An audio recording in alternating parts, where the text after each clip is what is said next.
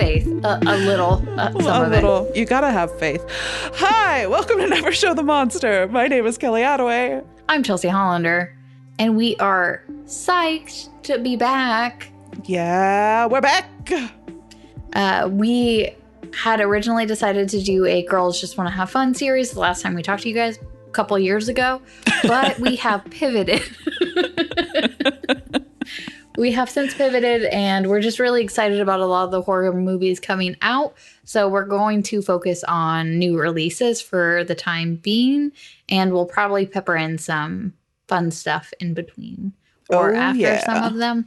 Well, we'll see how everything goes. We're going to go with the feeling, but we're going to go with it because we're back, baby. We're back, baby.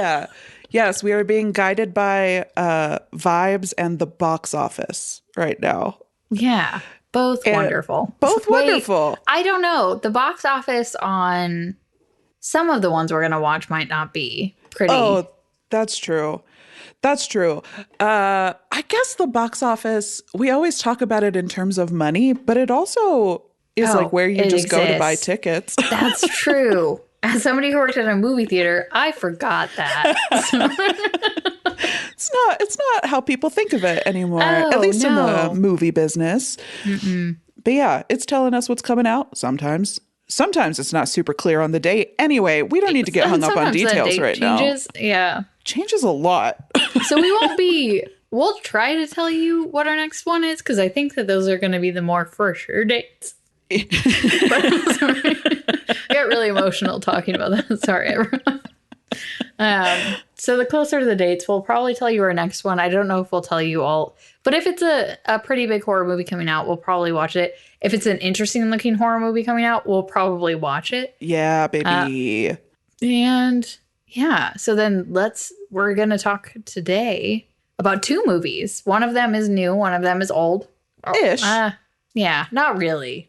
I would also say 3 movies, because there's another one I want to talk about. And that one is older, 90s, 91 maybe. Oh, okay. So is this going to... Okay, I didn't know about this one. Yeah, surprise. Surprise! Oh, I'm not prepared. Surprise, bitch! That Emma Roberts meme. Yeah, today we're talking about primarily Late Night with the Devil, which at the time of this recording is in theaters. And it is crushing the box office. So I didn't know that. Yeah, it's made $9 million so far. And it had a very small budget, right? What was the budget? It's rumored to be less than $2 million. Good job, that's bonkers. guys. Yeah. I had a bazillion studios attached to it. I know. Yeah, anyway, the reason I mentioned that is because it'll probably still be in theaters when this is released. So if it is, I'm giving it a high recommendation. For sure. Same here. I really love the movie theater experience with it. So yes, I agree. It will probably also be on Shudder by the time this comes out. And I would recommend, if it's still in theaters, go for the theater. That's always our recommendation. But this is one where you can watch it at home. Like, it's not like Dune where you need to see the big worm as big as possible, right? Like, although there are some worms you might want to see in Late Night with the Devil. Yeah, there are. Whole mess of them. I like how I'm going back and forth on feeling comfortable and uncomfortable about that. Oh, I think that's the correct feeling. Yeah. And then the other ones we're going to talk about are The Cleansing Hour. Yes. Which, do you remember what year that came out? 2019. 2019. Mm-hmm. And then the one I have watched and love is Ghostwatch, which is also fun. And all 3 of these movies have the same essential conceit, which is that we are doing some sort of live broadcast. With Late Night with the Devil, it's a live late night talk show. And with The Cleansing Hour, it's a live web show. And with Ghostwatch, it's a live news hour. Oh, okay. And in all 3, the subject of what is being streamed is paranormal, specifically in the first 2, including Late Night with the Devil, demonic in nature. We're talking Exorcist style stuff. And then I guess, you know, it's unclear what happens in Ghostwatch at the end. Okay. Okay. It's presented as Good ghosts, to know. which you might suspect from the name. Ghostwatch. Yeah. Yeah. But then things go off the rails. So I guess here's the risk with doing newer movies is we're going to spoil these. We are going to spoil them. So should we put like timestamps for whenever we switch movies in case? I think that's a good idea. I will put that in the show description. Sweet. Show notes. What do we call them? Show notes. Show notes. Yeah. We're back, baby. Shows. I remember stuff. Yeah. So that you can jump around. Late Night with the Devil is, I think, my favorite of the... I don't know. It's a real Sophie's choice. Don't make me choose. Don't make me choose. Okay. So I had texted you and I was like, hey, could we also watch The Cleansing Hour? What I didn't tell you was that I had already watched it because I watched it immediately after I got home from watching Late Night with the Devil. Because fun. I was like, that movie was so good. I want to keep this vibe going. Yeah. And I was like, I have nothing to do right now. I might do some laundry and fold some clothes. But I was like, oh, yeah, The Cleansing Hour. That was the other one. And I was like, oh, it might not be good. I was wrong. I think that I told you that it wasn't good. I maybe told our listeners that it wasn't good. Based on the cover, I probably would have paused on thinking it would be good. Yeah. But so that might be part of it. I don't know. I must have just been in a bad mood the first time I watched it because it whips also. I feel like it could go the wrong way, but if I had to push a double feature on anyone, I would say watch these two movies back to back because the fun that I had that day was like something I will be chasing for quite a while. Oh, that's so nice. Yeah. I was like, oh. And then I was like, she says, no, that's fine. We don't have to do The Cleansing Hour. But man, I want to talk about this movie so bad. Yeah. And so I watched The Cleansing Hour and Ghostwatch back to back in one sitting. I need to watch that. I had a great time. Both of those I had seen before. Obviously, Late Night with the Devil is a new one. Do we want to... Let's start with Late Night with the Devil. Yes, I think we should. So we mentioned that this one is a late night talk show style presentation. This is, I think, technically a found footage movie. Yes. Yeah. Which is weird to think about because it's like show within a show. So the movie opens presenting the footage from the late night show as like, here's the unaired footage, or here's what was aired in addition to some unaired stuff from the original recording. Like a documentary talking about the host of the show and what he's been through and everything. And then it goes into, this is what was found. Yeah. Does it close out telling you what happened to the host? Jack Delroy is the name of the host. I don't think so. I think it ends with the end is kind of ambiguous as well. Oh, yeah, sure. Yeah. Yeah. So we don't really get, I mean, it bodes well, but it doesn't bode well. And there is a line in it. But because this was a theater experience, I didn't write it down and I do not remember it completely. But it talked about like something about being like remembered and like only gods are remembered, or only like it had to be something like extreme had to happen for you to be remembered. And I was like, well, if that's the point, then that is successful. But if that's like I don't know. But there wasn't like a documentary style wrap up that's like, no, and he passed away in the psych asylum. Like, was there anything in the credits or after credits? I did stick not around. Damn. I usually do, but there were shitheads in my theater. That's the same. So that is what we had to start recording to talk about. Yes. Oh my God. So I walked into the theater. I still wear a mask. I am one of, I think, very few people in the area that wear it. I know somebody else who does, and I really appreciate her. And that goes out to one of our listeners. And because it's not like, we all know, it's not always for me. And it's for the people around me. I am around people who are either sick all the time or could have complications from getting sick. Anyway, don't need a disclaimer. But I walked in with a mask. I also walked in with a large popcorn. Yeah, got so to. I get how contradictory that looks for a second. But 90% of the time, if I go inside of a public place, I will be wearing a mask. I will take it off to eat my food, and then I will put it back on. That is how I live my life. So I walk in, and I have a mask and a large popcorn. And there are 3 people. This is a very small theater. I don't know if you also experience small theater. Like, it's a horror movie that's not really well known. That's probably going to get small theater. Yep. And the guys in front of me started talking about how, like, it was a power move or something to have a giant popcorn and a mask on. And I was like, I don't know what that means. I don't know if that's offensive. I don't know if I should be offended or upset. They specifically called out both things? Yes. Huh. And I was like, okay. And I was like, and then the guy had talked about how he hadn't been in a theater. I just eavesdropped on their conversation. It's just me and these 3 people alone in this theater. I mean, if they're going to talk about you, you get to listen to them. Yeah, might as well eavesdrop on them. They had been saying stuff about horror movies that I was like, I would love to correct them right now, but I do not have the time or energy, and I don't want to be a bitch because it's like the girl with the mask and the large popcorn is also a bitch. I don't want to combine all those things right now. Damn, another power move. And I just... but they had, so I don't know. They just assumed I couldn't hear them. The mask was over my ears, I guess. I don't know. They weren't directly talking to me, but they were talking loud enough about me that I could hear them. So immediately I'm put off and I'm like, no. Oh, and then it didn't help. Halfway through the popcorn, I lost one of my Invisalign nubbins, which is also why I have a lisp now in this when we record, which I will talk more in depth about on the Mouth Guard Report in our other podcast. But in this Debut Buddy is a podcast about first. Check it out. I'm not going to spend a ton of time talking about that.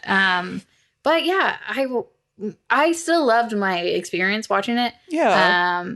Movie theater experience, always great. And I thought about exactly how, like, if I watched it on a TV, would I experience it differently because it's supposed to be a late night show? Like, what if I had watched this movie at night, treating it like it was a late night show? Would that be a better experience? I'm going to rewatch it like that.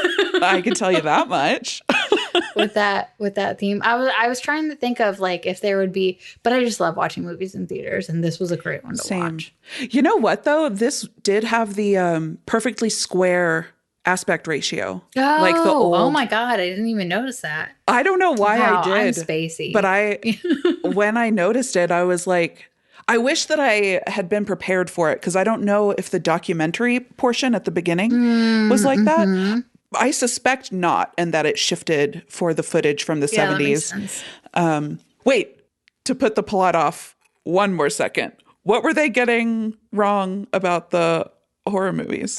They were just talking about recent horror movies that came out. A guy said he hadn't been in theaters. He did say something negative about a movie, and I couldn't gather what movie it was. Oh, damn it. But based on his description, I was like, no, that was a good movie. He doesn't understand.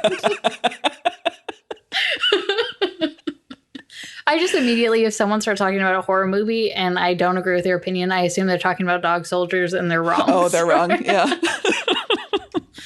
I don't know what he was talking about, but I remember just being like, I thought in my head, I was like, does he not understand it? I was like, it's fine. I don't understand most things. At the end, I surmised that I would probably enjoy these people's company. And they probably didn't mean anything negative by it. So I think that they're probably okay people. Especially he had one of them who liked horror movies, and he talked about it very emphatically. He had said that he hadn't been out to the theaters in over a year. Yeah. So I was like, oh, he probably is respectful of masks and like might not want to be outside doing stuff. So I'm just gonna like err on the side of they were not being mean. I do that with most people, though. What was your experience at the theater? You said you also had a group of... It was just... So, okay, I go to a theater in the next town over because it is always empty, and that's fucking beautiful. Rules. I love it so much. Like, I went to see Barbie opening week alone in the theater. Like, nobody goes to this theater, and I don't understand why, because the chairs are comfortable. They're like, they aren't recliner, but they're better than like the normal foldy down ones. Yeah. Wait, are they recliner? Have I ever tried? No, they're not. They're not. They're not. But it's similar to an It's still comfortable Alamo chairs. experience. Okay, gotcha. So, order food and drinks at your table with the little button. It's nice. And I love the whole theater because they've got huge old movie posters in the lobby and along the hallways. It's so cool. You've been there. I've taken you to this theater. Right when you said that, when you said pressing the button for the food, I was like, because they have it's the one. What is it? Rosemary's Baby popcorn or something where they put rosemary in the popcorn or something? Yes, but I've never seen that again. But you know what I think Then might have that one happened? time that we went. Yeah, I think what might have happened is that we had like a Jack in the Shining experience. Like we went to the Shining bar somehow and got Rosemary's Popcorn Baby, which they're like discontinued. Why we haven't served that in 50 years. Yeah, so this theater's over there. They get new movies. It's always cold. Other theaters in Colorado are always fucking hot. And I do not like that. Hate it. So I got to go to this one where it's cold and it's wonderful. But I have become spoiled and I'm always alone. And so there were 3 other groups of people in this movie theater. And I was like, leave. This is mine though. And I thought I was going to have a problem with one group because they would not stop talking through the trailers. And I was like, I'm going to have to fight these people. I don't know if I'm ready for that. But they ended up being quiet and so did everybody else. So it ended up not being a problem at all. But I was very spoiled for a brief moment in time. Months. It wasn't brief. Like a year. I've gone to this theater for movies and never have anybody else there. You also chose some weird movies. I have. I've chosen one weird movie. Thorns. Yeah. Which we recorded an episode where I talked shit about this movie. Yeah. We'll see if it gets released, and if it doesn't, join our Patreon. I tried to describe that movie to someone, to Ryan. I tried to talk to Ryan about it, and I was like, Kelly saw this really weird movie, and I was like, it doesn't feel like it should have been released in theaters, but it was. But it also probably shouldn't be released on anything else. No. Why was that movie so bad? How did it get made? How did this get made? Maybe they'll do an episode. Oh my God. Okay. So the story of Late Night with the Devil. Documentary structure, found footage structure, but no shaky cam or anything, right? Like they were filming a TV show, so don't worry about motion sickness. Oh, yeah. It focuses on the host of this late night TV show, Jack Delroy, who is played by David Dastmalchian. Yeah, I think so. I did look it up before this. I'm proud of you, and thank you, because I only read it. I have gone down a rabbit hole on watching stuff with him today because of this movie. He's so interesting, and I'm excited to talk more about him. Okay. So yes, let's get through the plot. Let's get through the plot. Focused on Jack Delroy, host of this late night talk show. He was pretty well loved. Like his audience loves him. He's got this like. They even call it out in the movie. He's got this aw shucks Midwestern, like wholesome, corn-fed charm to him. Mm-hmm. But at the same time, he is very, very, very focused on success. He wants to drive the numbers up on his show. And this is still like people tuning in live to TV, right? So this movie takes place in sweeps week, where ratings are so important. And so they're gunning for the number 1 spot. And this is after Late Night with Jack Delroy has been sort of falling off in terms of popularity. And so they're pulling out all the stops for this live broadcast on Halloween of 1977, focusing on the occult, trying to get viewers. And so they've got their live studio audience, and they've got 3 guests coming on the show. We've got Christu. Oh, Christu. Who is a big Uri Geller type. So he comes out, he's doing the, crossing over with John Edwards thing. He's essentially cold reading people, figuring out how to, say a name, see who reacts in the audience type stuff, and then, tell them their great aunt says hello. But then he very clearly gets like a real message from beyond the grave, which is very startling, and pops off the show with a bang. And so, great for viewers, right? Then the next guest is something. A skeptic? I don't know. He's a skeptic, something Haig, who is clearly based on Randy, Dr. Randy. I forget his first name. Phil. No, I'm just kidding. Could be. I don't know. Hold on. It's in my notes. James Randi. James. Okay. Who, you know what? I don't think that calling him doctor is correct. He was, in real life, he was an ex-magician who was very skeptical and set out to disprove a lot of, anything really. Charlatans is who he thinks he's disproving, including Uri Geller. And he's well known for being a fucking curmudgeon, just like this character in the movie, Haig. In fact, Haig, physically looks like him. They were... Oh, I didn't know that. Very specifically doing a Uri Geller. Yeah. This guy. He famously did the same thing that Haig does in the movie, which is if you can prove irrefutably that you have some sort of quote unquote magic power, then I will write you a check for an outlandish amount of money. James Randi made that deal in real life. And if I'm remembering correctly, not to plug Debut Buddies again, but James Randi was one of the skeptics around Ted Sirios, who performed Thoughtography. Whatever. We don't need to get into that. To plug, we did talk about Thoughtography over on Debut Buddies if you guys want to check that out. Ooh, it's spooky and interesting. After this episode. Oh my God, it might be. Ooh. So look forward to it. Like and subscribe. And then the big headliner of Night Owls with Jack Delroy is Joan. What is it? You just said a bunch of names that I didn't even know. June. God damn it. June and Lily.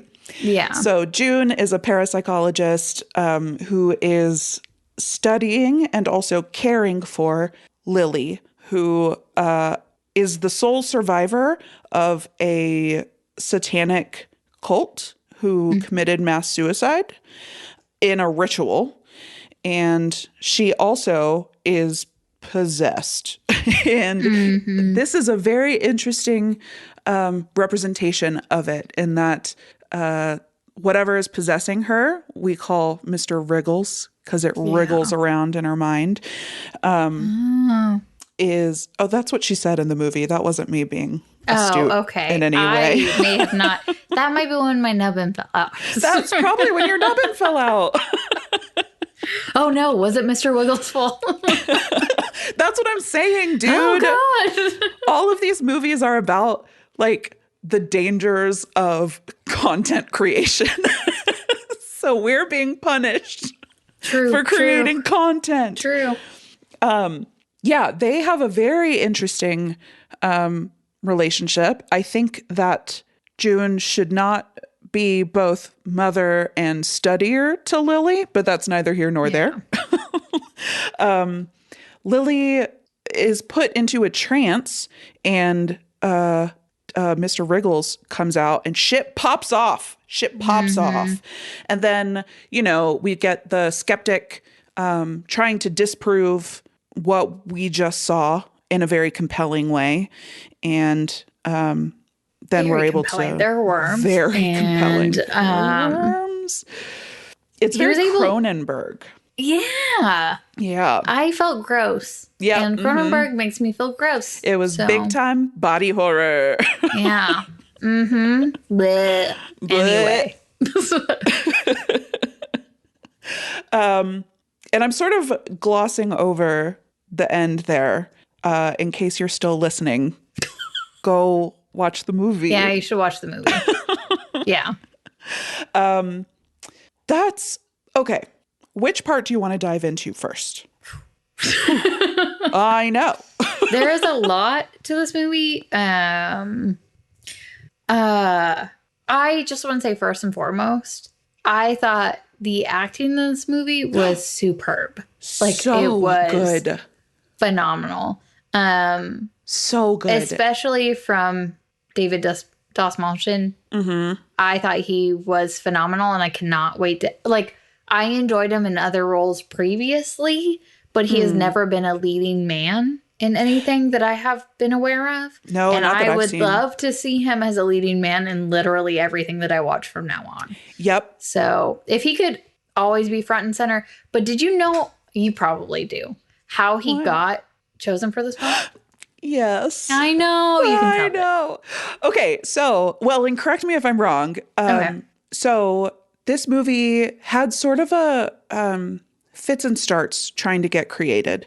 And so it had been sort of backburnered.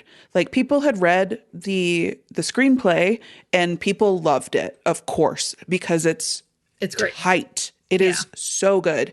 And it just sort of it fell between the cracks, I think in part because of COVID. And so Yeah, that's fair. during COVID, David Dastmalchian, did I do it right? I don't know. Probably. I don't know. Mr. Don't ask David. me. I'm not the person. Jack Delroy wrote an article for Fangoria because he is like an old time horror fan from way back. And so he wrote an article for Fangoria specifically about regional horror hosts. And I'm having trouble finding it. I can't find it on. I also tried to find it. I can't find it either. It so might I don't be know. Physical. We need the printed. Yeah. We need the printed.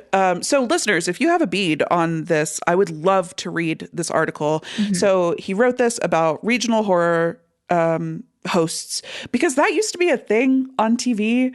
Like I want that again. I want that back. Yeah. And I guess Joe Bob Briggs does have he's an old school horror TV host, and he does have a horror show on Shudder that is live, and they'll do or sometimes live, and they'll do stuff around Halloween especially.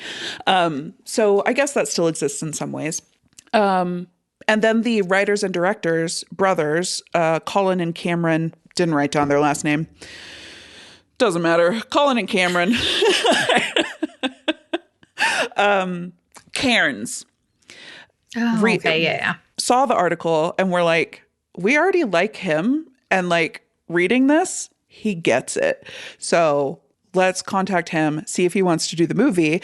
And they sent him a lookbook to convey like the vibe of the movie that was made to look like a 70s TV guide. Ooh.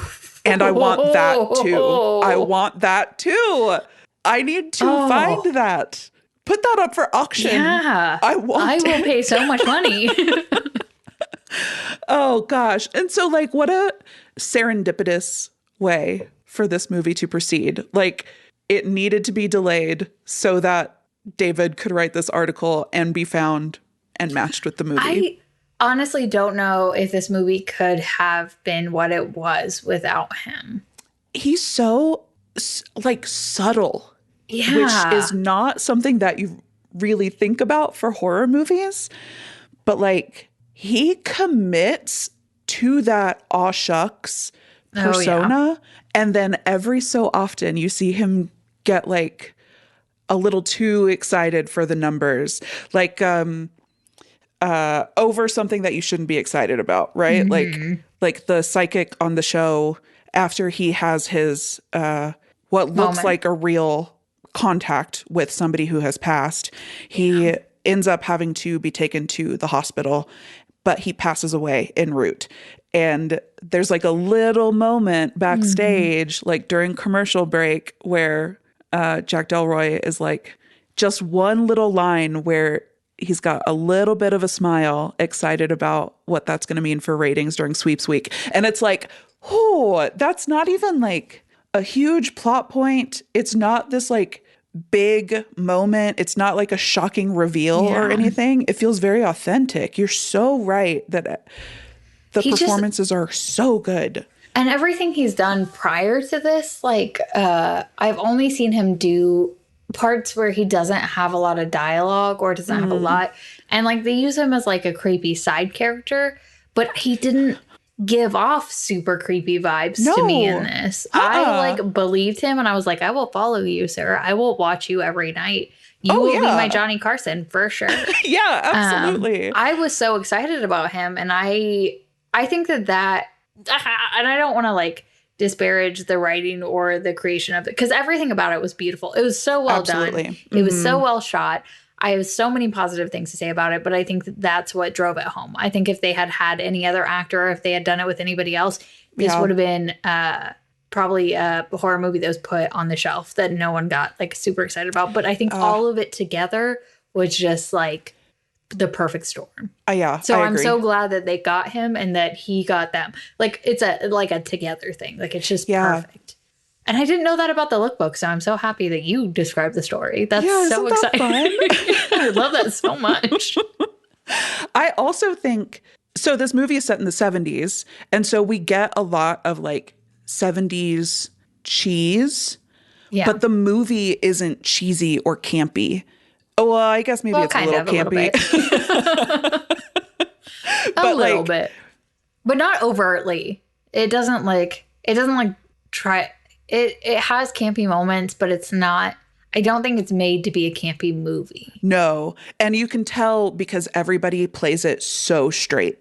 Like everybody is playing it for like high tension, like Exorcist style performances in this like brightly colored and illuminated TV show set.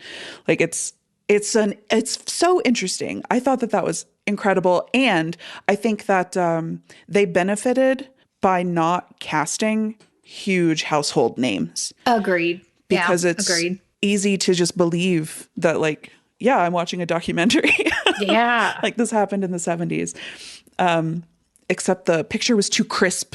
It's too crisp. That's true. Could see that HD 4K UDF head splitting lights. Bullshit. Yeah. Also the head splitting lights. Yeah.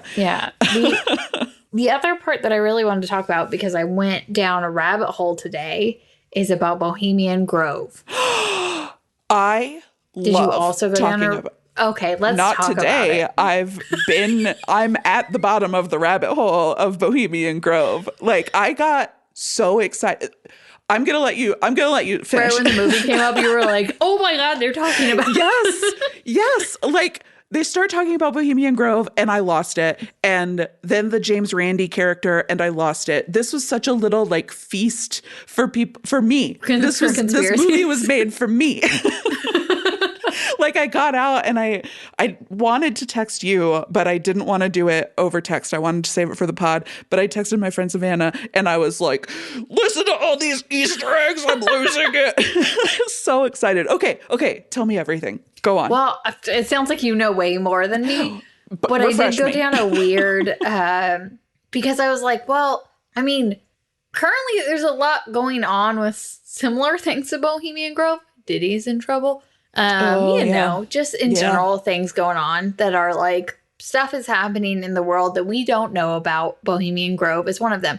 But Bohemian Grove wasn't made for the movie. It's a real thing that exists and people are just chill that it exists. And like, even if it's not weird stuff going on, it's weird enough that it's uncomfortable that it exists in general. There was a TikTok conspiracy that someone posted that was like, I was watching the movie. There were like 9 different studios attached to the movie. And they were like, now I understand, because the funding had to be in pieces because no large studio would touch it because of Bohemian Grove likely. And I was like, that might be it. And then I just went down this whole rabbit hole. And there's this like guy who's a boxer who said that he was invited to Bohemian Grove. And then and Joe Rogan is really obsessed with it. But at some point he turned and is less obsessed with it. Is he part of it now?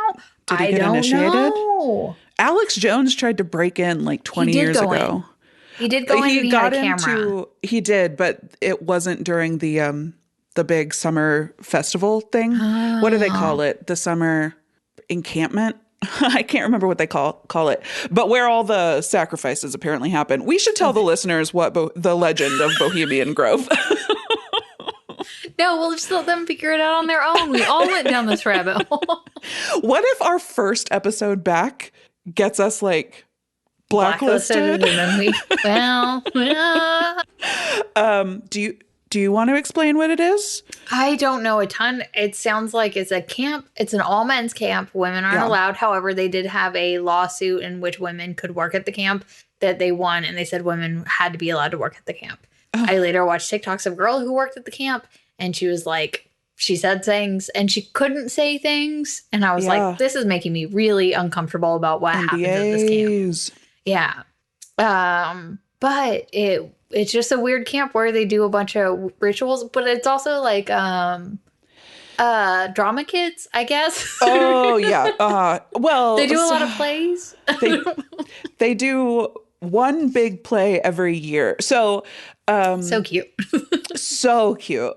And the members of the club write it. They have to be playwrights. It's not like one standard play that they present every year. Every year it's an original piece written by beautiful. Presidents have been in this club. So it's ostensibly a secret society. In Hollywood. Actors. Just important anybody famous. Yeah. Kid Rock. Sorry. Oh. That was one of them. Joe Rogan talked to Alex Jones about it. Joe Rogan talked to Kid Rock about it. Joe Rogan was really obsessed with it, but then weirdly got less obsessed with it later. And I was like, you should still be obsessed with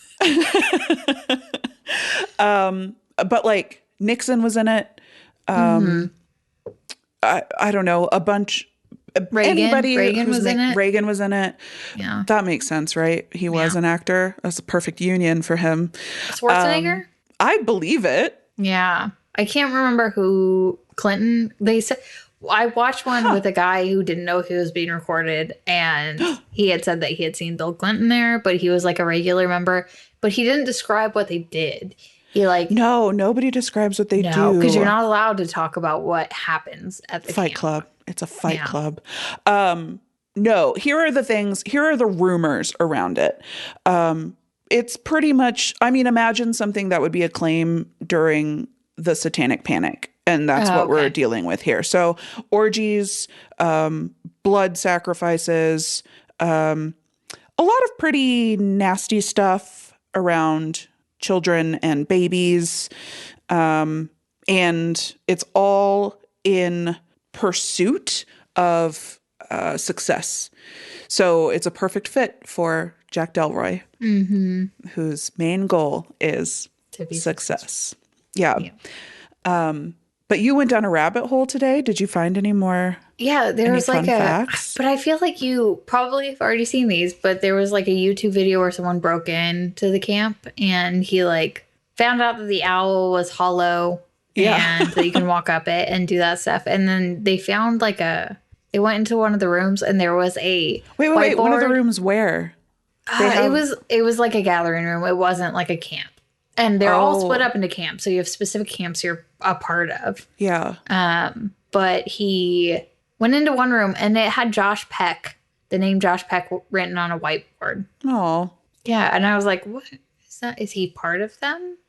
But then is this related to the Nickelodeon stuff? Exactly. Yeah. That's where I'm like, everything. Oh no, conspiracy Chelsea's coming out. That's okay. Welcome.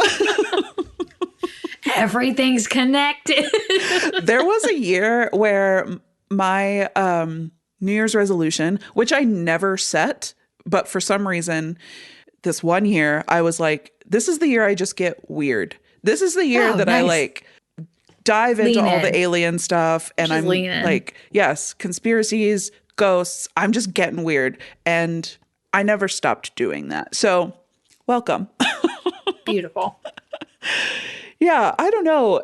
But that's a big core of it. It's sometimes tangled up in the Illuminati. It's definitely tangled up in the like pedophilia rings in Hollywood. And all of this, of course, is unsubstantiated.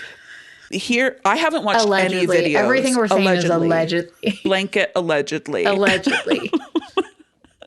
I haven't watched any videos on this. I always just read.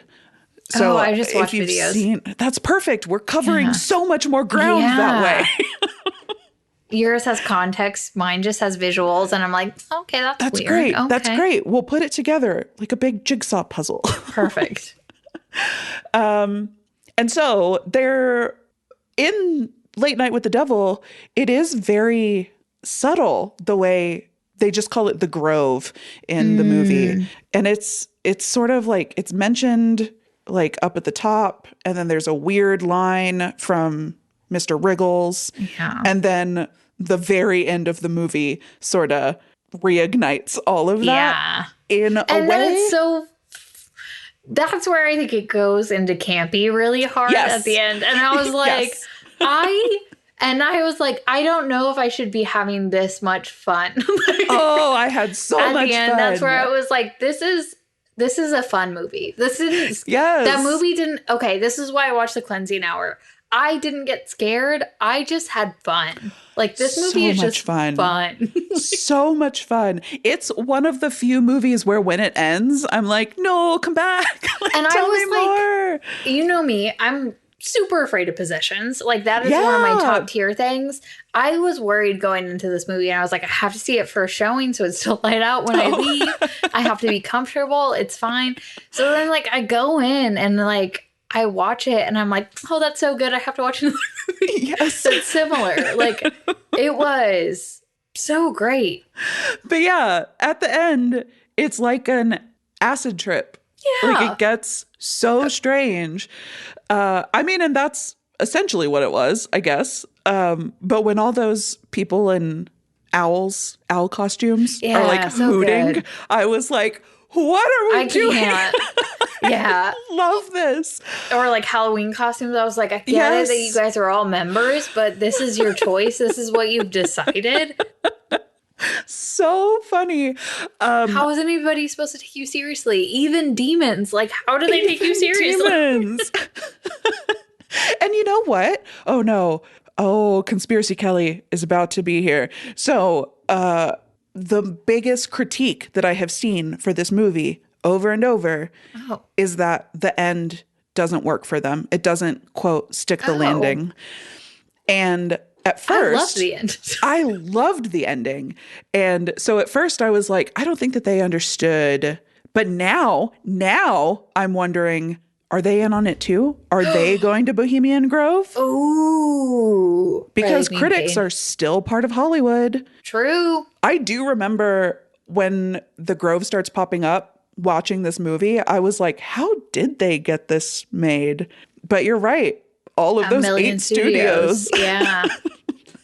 Actually, one of the people in the theater with me, so the way that you know it's like 8 studios is because it's like 2 minutes of studio titles. I was like, I have not heard of 70% of these studios. And we watched some horror movies made by very independent studios, and I have not heard of most of these studios. One of them, I think I even said the name out loud, and I was like, what? Yeah. What is that?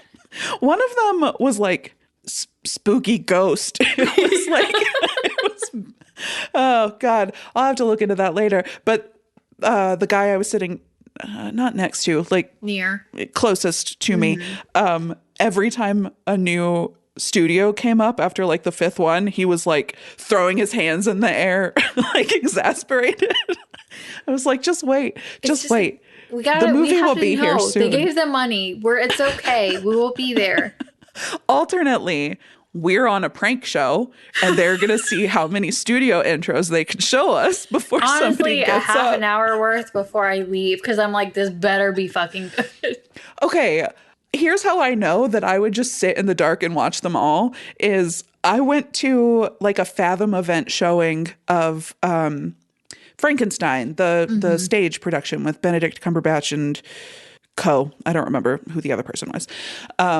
And those are like simulcast. So you've got the one shot. Yes. It's like 7 p.m. or whatever. And so we're in the theater and it's just me and like 3 other people. This was not at my special favorite theater. This was at the normal theater that does Fathom events. And it's the time that the movie's supposed to start. Lights are still on. Nothing's playing. Oh. And I'm just sitting there and I can hear this older couple next to me. And the man is clearly like, I need to go talk to somebody. And the wife is like, don't sit here. Don't get up.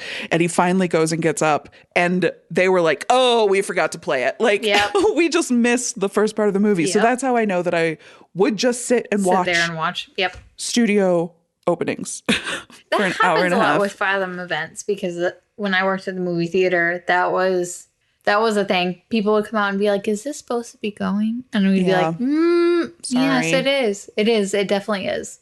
Sorry. I'm glad they exist, though.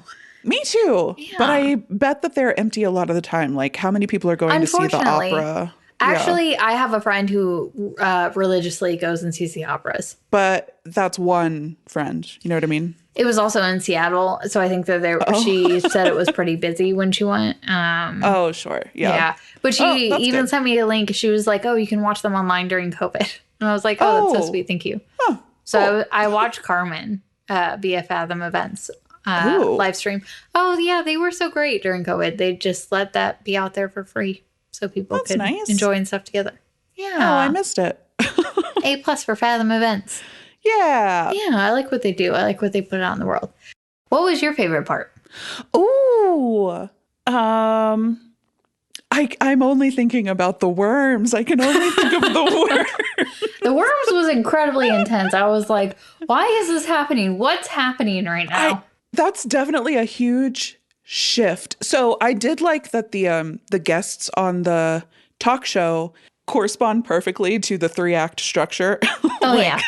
So like each one ups the ante. Mm-hmm. So fun. I did love that Randy. No, sorry, that's the real guy's name. That's the person in real life, James Randi. The Randy. The Randy. No one can see me. I put it in quotes.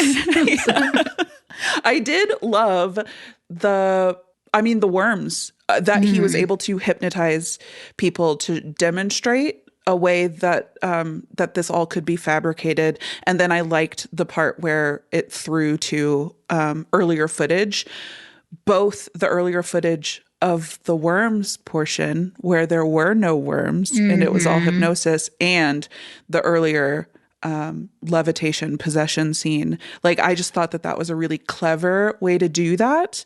But that is Ghostwatch. Oh. This movie is Ghostwatch. It's Ghostwatch. So let me tell you a little bit about that before we get into the cleansing hour. Mm-hmm. So Ghostwatch is, like I mentioned earlier, news hour.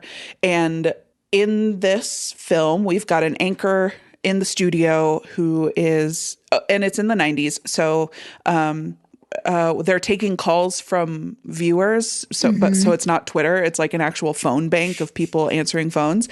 And while this is happening, we've got our field reporters at an allegedly haunted house in the neighborhood. They're doing a ghost hunt, and it's single mom, 2 kids. If you're familiar with the Enfield haunting, it's essentially that story, which is a British haunting that I really like. Allegedly real haunting. This one in Ghostwatch is fabricated, and the reporters are there talking to the kids, hanging out with the kids, investigating the ghosts, collecting stories. And it starts off like a normal ghost hunt, like really slow, nothing's happening. And over the course of the evening, things start to occur. And while they are starting to occur, this is all live and viewers at home are watching it, and they're calling in and being like, I saw something in the corner of the room. Like, it's very spooky. And they do this. They like, okay, let's go back and watch it, like live reviewing. And I just saw so much of that movie in Late Night with the Devil. But here's the thing about Ghostwatch. Yeah. It is, it was actually aired on the news hour. Like, oh, as if it was going to be news? As if it was news. Oh, that's like, terrifying. It was known reporters. The family was actors. I think that some of the reporters were actors, but like it was people that, you know, the UK knew. Yeah. Oh my God. And for a long time, this movie could not be found because it was considered like pretty distasteful. It was sort of like War of the Worlds in that it caused an amount of panic among people. So while it was being where aired, did you watch it? Oh, it's on Shudder now. Oh, okay. But for a long time, I couldn't find it. I watched it on one of those websites that you go to stream something for free, and you're like, oh, I'm getting a virus. Like, that's where I watched it first. But you can get it in reputable channels now. And there's a documentary about it now, which I haven't seen. But here's what I do know is that people were actually calling in to the news station, like freaking out. The calls that we see in the movie are scripted, and they like heighten the tension very effectively. And there is at least one death as a result of it. Like, it was clearly somebody who was already very ill. And but he was watching this, and he thought he was seeing proof of ghosts. Yeah. But in this movie, this is another tidbit that Late Night with the Devil very clearly took inspiration from, which is that there are little glimpses of the ghost throughout that you don't that aren't called attention to. Yeah. So in Late Night with the Devil, we see glimpses of Jack Delroy's wife who has passed away. And I clocked some of them, but I've read about some others. So I'm going to have to watch this movie and catch some more. And I rewatched Ghostwatch the other day, and there are more glimpses in that too that I hadn't seen the first time. So I'm just so excited to like keep my eyes peeled. I was like rewinding, like, did I just see a thing? Oh, I did. So fun. But that's very similar. Especially like Late Night with the Devil was advertised as fiction, of course. But the idea of like a late night talk show host accidentally airing a possession and murders is like feels like an escalation of the idea of Ghostwatch. Do you think a sequel to Late Night with the Devil would be like a 90s Jerry Springer type? Oh God. It's like it's Rosemary, and it's like, you are not the father. Oh, that was Maury, wasn't it? Yeah. That was my bad. They did it sometimes on Springer too, I think. So yeah, they must have. Oh wait, there's a fun fact about Das Malchen I wanted to share with you. Oh yeah, please. So, I want every fun fact about him. Okay, then I have a handful. Yay. So he struggled with addiction, heroin specifically, and it like almost ruined his life. He's been clean and sober for years. Proud of him. So proud of him. Yeah. And he's just lived such a storied life. I want to learn everything about him. So for a while, he was a professional fisherman in Alaska. Okay. He was also a circus performer. That sounds right. That does sound right. That checks out. Yeah. And a playwright, of course. Mm-hmm. You can see it in his face that he's like a writer. Do you know what I mean?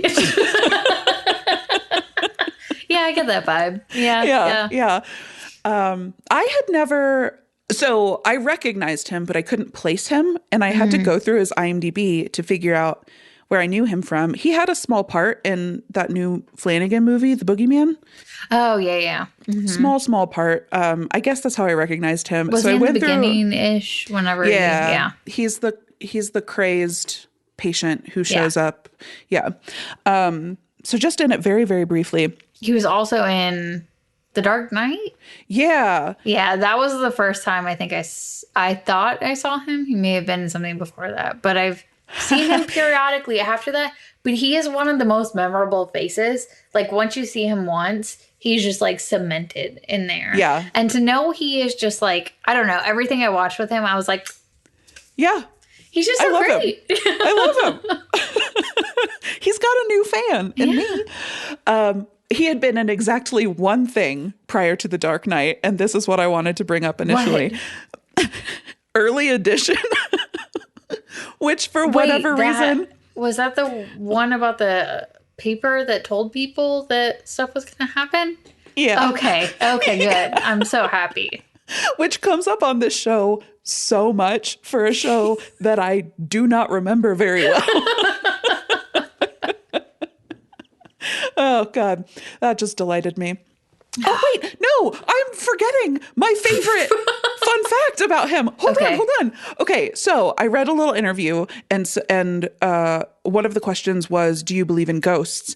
And he said yes, and launched into a story about the spook light in Missouri. Oh, yay! He's from Kansas, I think. And so he was like, we would drive down to Spooklight Road in Missouri and watch the Spooklight. And I was like, I've been there. I've done that. I've driven to Spooklight Road to watch the Spooklight. Just so excited. Spooklight buddies. Spooklight buddy. Aww. Happy Spooklight. Okay. I think that's all of my fun facts about this movie. Oh my God, I love that so much. I'm so glad.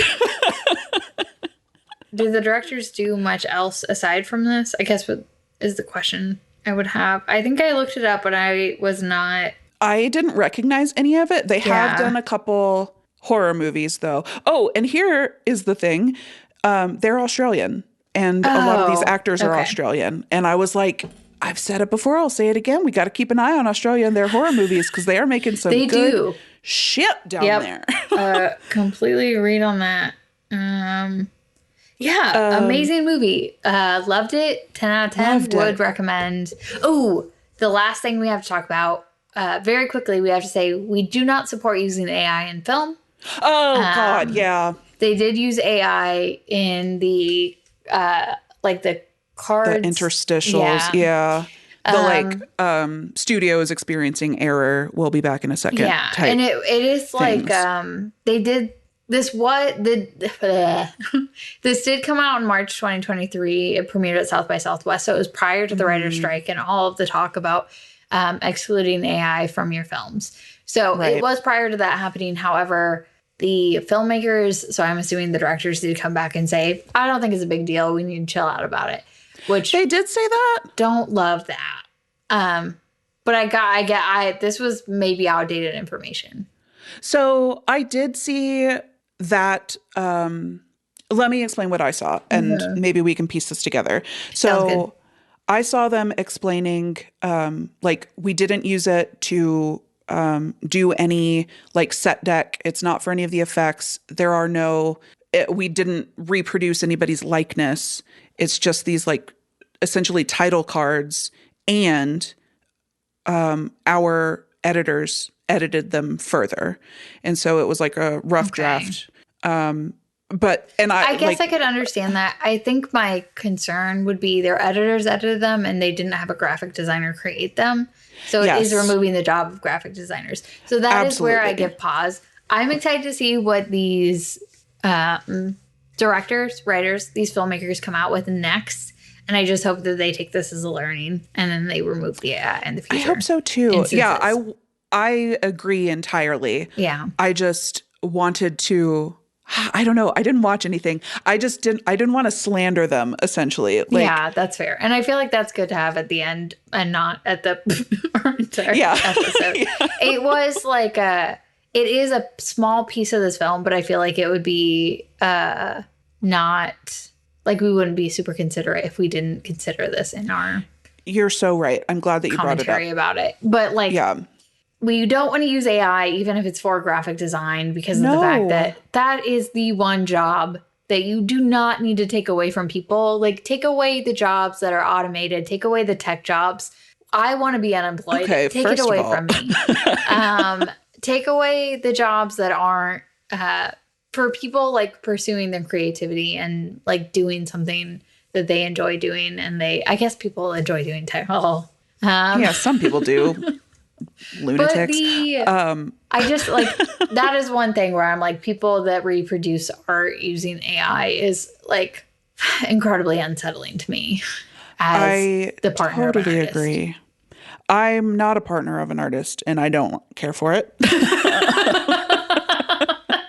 But even stuff that can be automated, I was reading. Fix the driving. Fix our fucking driving. No, I don't want them touching that. They should absolutely not be touching that. Sorry, I'm a software developer. I know software developers. We should not be doing it. I know the guys who are right now writing chip software for driving cars. And I have seen them blackout drunk. I have seen them giving themselves brain damage. And I'm supposed to get into a car that they designed? No. We should do just the simple automated tasks, figure out stuff, make the lights work better in cities. Traffic stops better. That's it. Let's focus on that, and let's let AI do other stuff, but don't take art away from artists. I definitely don't take art away from artists, but even that is a slippery slope. Like if we start automating categorizing shots from the movie, then now we're taking a job away from an assistant director. And that's how people get their foot in the door to like be I fully, agree. Don't take that away from them either. I think that somebody like it could be used to I don't know, that is a slippery slope, because it could be used to enhance stuff, because I think Dune also used it to make their eyes blue and ensure that it was tracking their eyes correctly, and that was all AI. And I don't know, like, the other option is have a human watch their eyes and click on all of the pixels as it's going in every screen. Yeah, so, like, it makes sense in some instances, but when it's creating wholly new content. That's easily black and white. Yeah. Right? To me. I feel like. With my current information. And at the time, it wasn't that outlandish, and there weren't contracts being negotiated to take AI away from stuff. And they're not using the likeness of someone, but as someone who is with someone who makes vintage Halloween shit, that was like, I'm not expecting them to call him up to do it, but there are so many graphic designers that love making vintage Halloween stuff. So that would have been a dream job for someone, and that just didn't end up coming to fruition. But it's also like, they didn't get a ton of funding. They had 50 studios behind them offering very little amounts to make the movie. So, like, I understand that they were constrained, and then that was an issue. So I don't want to fault them. I do kind of, but not necessarily. I think that if they have learned, good. If they haven't, then, like, if the next movie they come out with has a ton of AI stuff in it, that'll be a problem. I'm going to be very upset. Yeah. If now they just continue to make movies, they don't have AI placards or like place cards, great. That's all I have to say about that, I think. Yeah. Yeah, definitely disappointing. Yeah.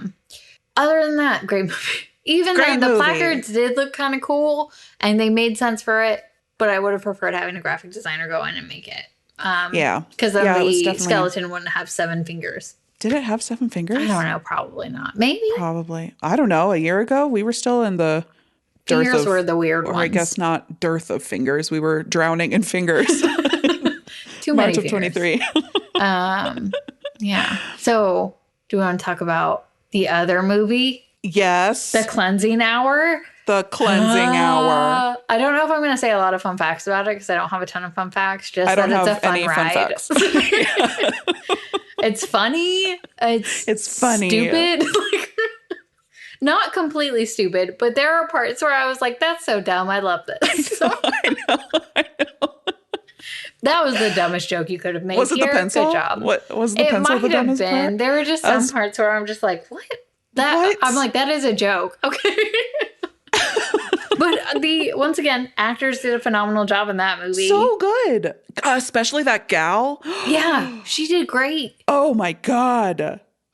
First of all, I was in love with her. That's fair. You know, like, I loved her. And then she did such a good job of being possessed. And then going back and forth from possessed and unpossessed. Going back and forth. So good. Oh my God. And it has our boy Kyle Gallner from Smile. D'Artagnan. Love him. He's still got the D'Artagnan facial hair in this. He does not give up on that. So he's really committed to that. Yeah. And the other guy who was the long-haired guy, he's in the show 911. And I watched that show. Is he in the Texas one or the regular one? I don't know. There are 2 different seasons, and I've watched both of them. He's in the regular one. He's in the regular one. But that's the one with Angela Bassett, so you can't fault it. So love her. So great. Okay. And so that's how I knew him. So he's a firefighter in my mind. Oh. So immediately when I saw him, I was like, firefighter, what does he do? And then he took his top off, and you were like, that's the torso of a firefighter. Well, he's like the opposite character of what he is in that show. So I want to give credit to him for doing both roles very well. Because I was like, nice. He's a lot grosser. I wonder if he's more like this person. So in the TV show, he's a single dad because his wife had passed. And his kid I don't know if he has MS, but he has some kind of... I think a muscle disease where he can't walk very well. So it's about like he's a single father to this kid, and like he's just the most loving person that's dealing with the struggle, which is the complete opposite of the character who is just a complete like playboy, awful priest, fake priest, quote unquote priest in this movie. And all of them do a great job, and the jokes are so funny, and they hit so well. And I was like, I don't know if I was just in a really good mood because of Late Night with the Devil, but I was like, I can see how these jokes wouldn't hit, but they are hitting so hard right now. They hit. This is the one that this is the Cleansing Hour. This is the one about a live streamed, I guess, weekly exorcism show, which seems like a high rate of exorcisms. But yeah, it's all smoke and mirrors. It's all a scam until it isn't. And he's such a skis ball in this. And that's not a word I say, but it feels like the writers would have put this in the movie. Yeah, probably. You know what I mean? And I would have been like, yeah, perfect. Yeah, skis ball. That's correct. Yeah. There's one moment in this movie that I wanted to talk about. Okay. And it is toward the end. So we've got dead bodies around. Yeah. We've got, I don't think that any betrayal has happened yet. Okay. So that's where, but fingers are gone. Okay. Fingers are gone. I'm there. And so D'Artagnan is tending to the missing fingers, or I guess the hand that is missing the fingers. The fingers are gone. And I don't know what they said. Like, I can't remember the dialogue, but it made them both laugh, which is such an interesting moment to put a laugh in. Yeah. Like, it wasn't funny to us, but it was funny to them. And I was like, even that's really realistic, right? Yeah. Like, especially if you've been friends with somebody since you were children, like, you're gonna say the thing. In a terrible moment, you're still gonna make jokes. Like, that's the only way to get through it. Yep. Especially if you suffered from tragedy earlier. Yes. You know that's the only way to get through more tragedy is by cracking jokes. This movie, so I had seen The Cleansing Hour. Yeah. And when I was seeing the ads for Late Night with the Devil, I was like, this looks like a ripoff of The Cleansing Hour, which wasn't good. And I was just wrong. I was wrong on both counts. It was a ripoff of Ghostwatch. Maybe and Cleansing Hour is good. Sometimes a movie that you watch at a different time is not good. Yeah. And you have to have experienced different things because you had to experience Late Night with the Devil in order to appreciate Cleansing Hour. Yeah. They came out in the wrong order, I think. Maybe that's true. And I hope it's getting a resurgence. I bet everyone who worked on that film was like, well, that movie went to the pot. And now everyone's like, this movie's the best. And they're like, oh my God, what's happening? Thank you, guys. I hope so. I hope people are watching it. I also wondered, the Big Bohemian Grove event is in the summer, June or July. Oh. So it's got to be July, right? Because that's when the solstice is. I don't know if they're tied up in the solstice, but Okay. You're right. Late June. I just wondered, like, are people going to read about Bohemian Grove after seeing this movie and then go try to storm the castle? Probably not. Probably not, but I'm going to keep my eyes peeled. There was a Screen Rant article when I was looking up stuff about the movies that said this is the best double feature. And I was like, I can attest to that organically. That they were like, I watched Late Night with the Devil and Cleansing Hour, and this is how I feel. God. And I was like, I'm so glad we both experienced it. Is a great combination. It is a fun ride. And I am excited to watch Ghostwatch. Like, this was such a fun, and I was so worried. I was like, oh no, it's going to give me anxiety. I'm going to feel weird. There's a possession in it.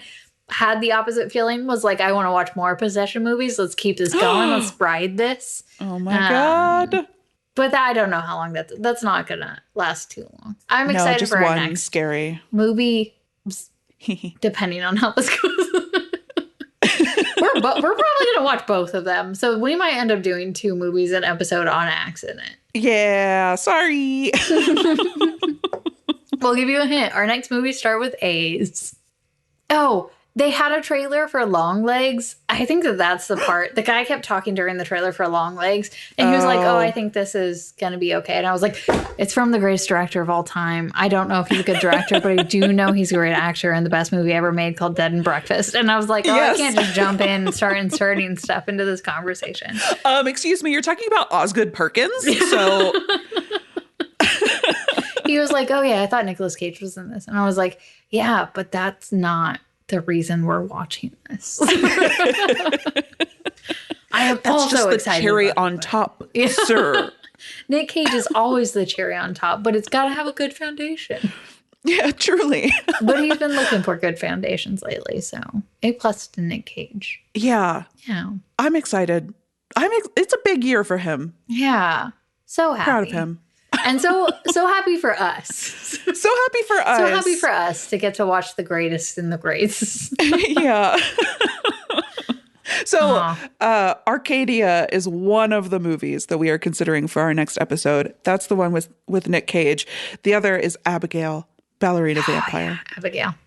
I'm so excited for Abigail. I am too. Yeah. I can't wait. Ready or Not is one of my favorite of the movies we've ever watched. Oh, agreed. To see Abigail and everyone in that cast slaps. Oh, I don't know them. It's got Lisa Frankenstein in it. Oh my God, I did not recognize her. It's got I am having struggles with names. The girl that Melissa Barrera. Oh my God, I did not recognize her either. She's in it. So is Legion. I don't know. I can't. Dan Stevens. Whoa. Wow. He plays Legion in the show, but he's really great. What show? Legion. Oh. He doesn't play Legion. Legion is he plays not Legion. Got it. Okay. Or is he Legion? And then the other thing isn't Legion? We are all Legion. Anyway, Legion. And then we have, the guy that just passed that was on Euphoria. Oh, I don't know about any of this. R.I.P.? Yeah. Yeah, definitely R.I.P. He was really great. He was one of the most likable characters on the show. If not the most likable character on the show. Angus Cloud. Oh, yeah. It's a good name. It's a strong name. But he's in Abigail, and so is... Giancarlo Esposito. Matthew Good's in it? I feel like that's got to be God, a spoiler. you love him. Yeah. I do love him.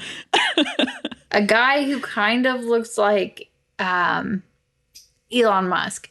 For a second, I was like, Ryan, is that Elon Musk? And he was like, Chelsea, no. Listen to yourself. And I was like, okay, that's fine. Yeah, I'm so excited about that movie. I don't think I've been...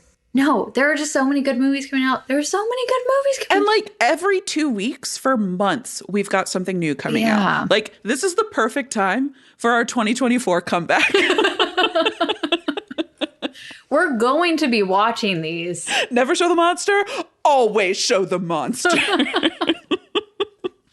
Ooh, I'm excited. And that's why I'm excited about Longlegs is I don't know what monster.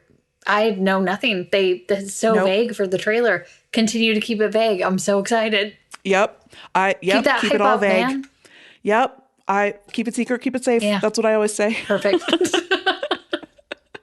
I did want to credit the practical effects artist for Late Night with the Devil. His name is Russell Sharp.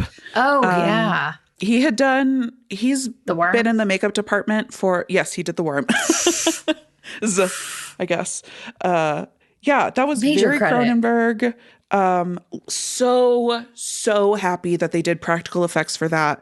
Like, that could have looked so bad. If that had been CG, No. like, it wouldn't have worked. It would not have worked. So glad they did practical effects for that part. There are some CG effects later. But even that's not terrible. I feel like it fits with what's going on. I agree. Especially, like, so much of it was electricity. So, yeah. They made it fit. Yeah. You can do that with...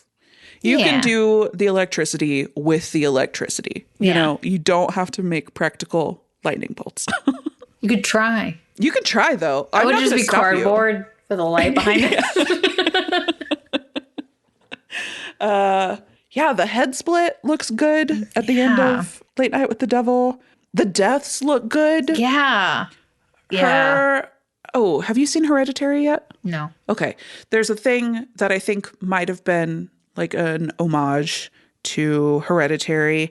There are nods to big horror movies I'll watch it this movie. weekend so I can. It's a bummer. It's a big bummer. So only do it if you're prepared for that. Yeah, I am.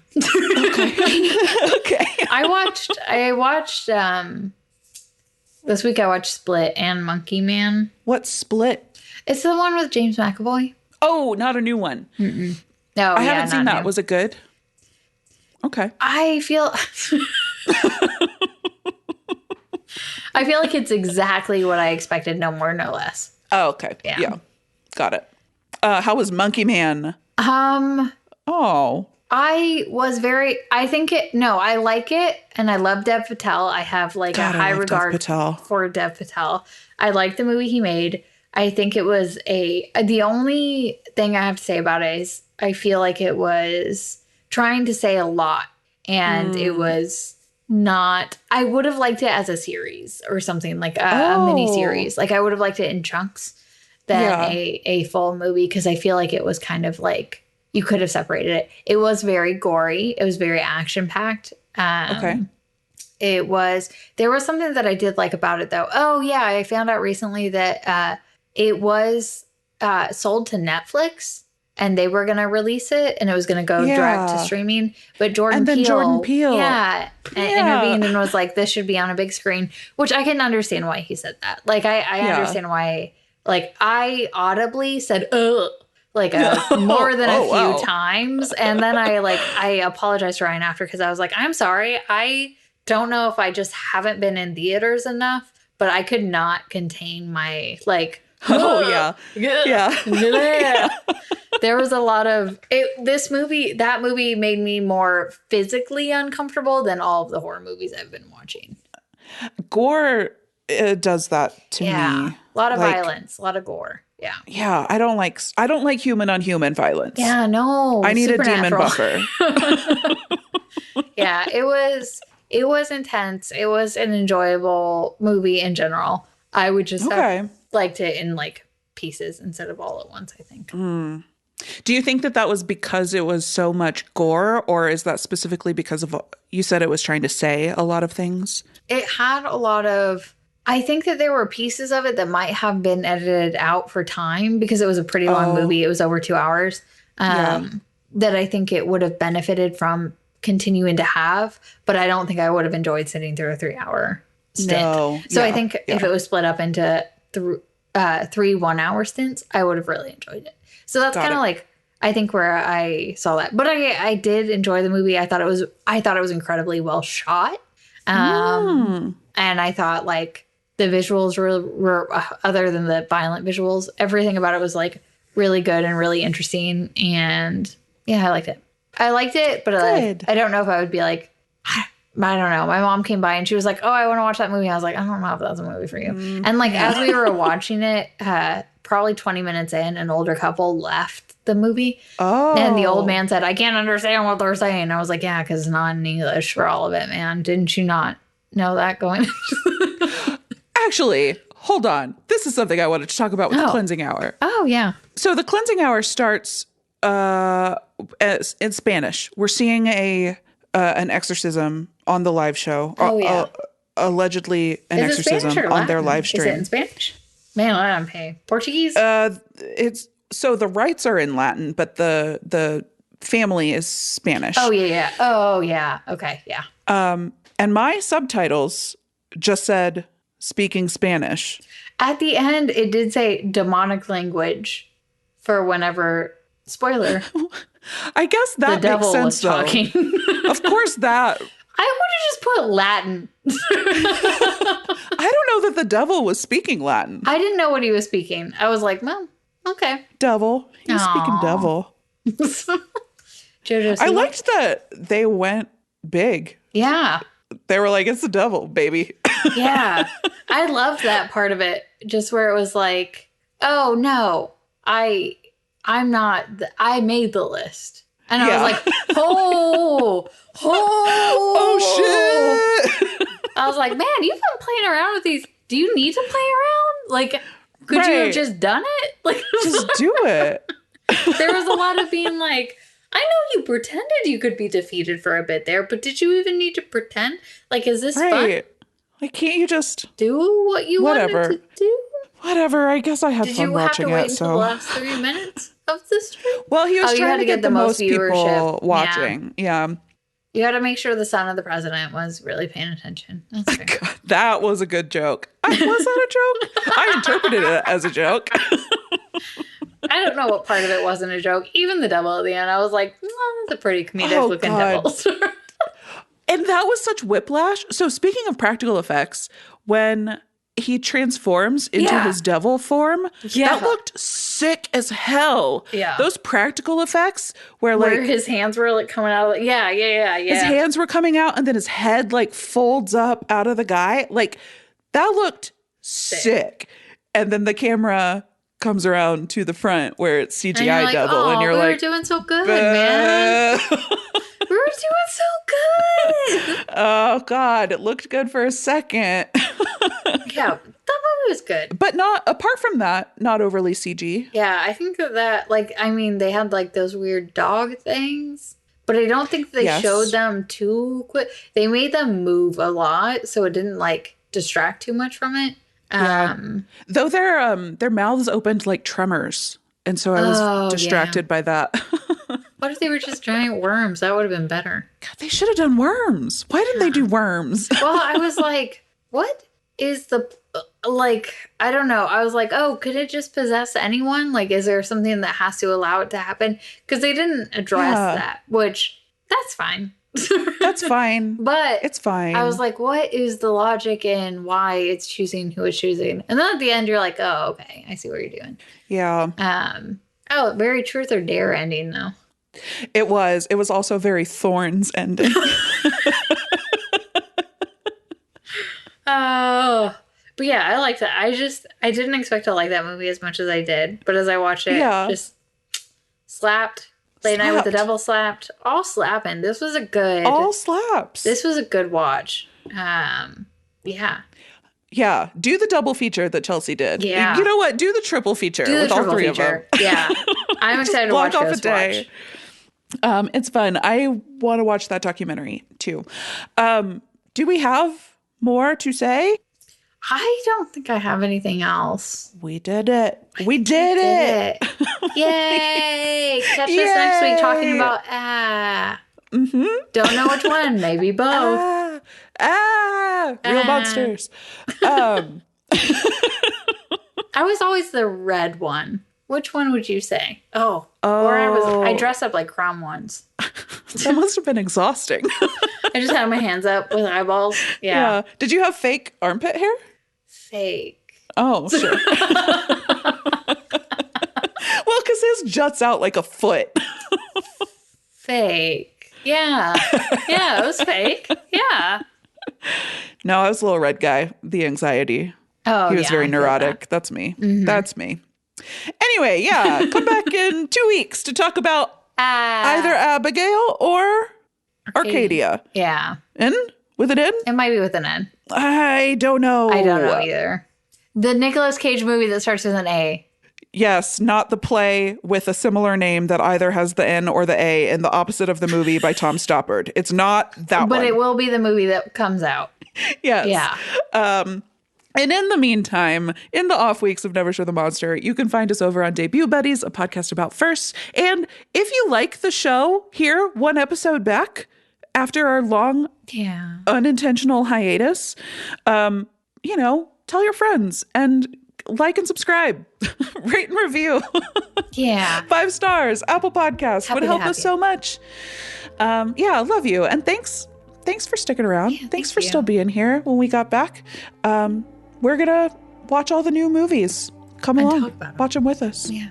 Yes. We'll and also tell do us that. pairings. Yeah. I love good pairings. Yes. So if you're like, oh, this movie's coming out, I think a good pairing would be this.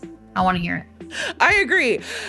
Happy Spookies? Happy Spookies. Yay! Yay!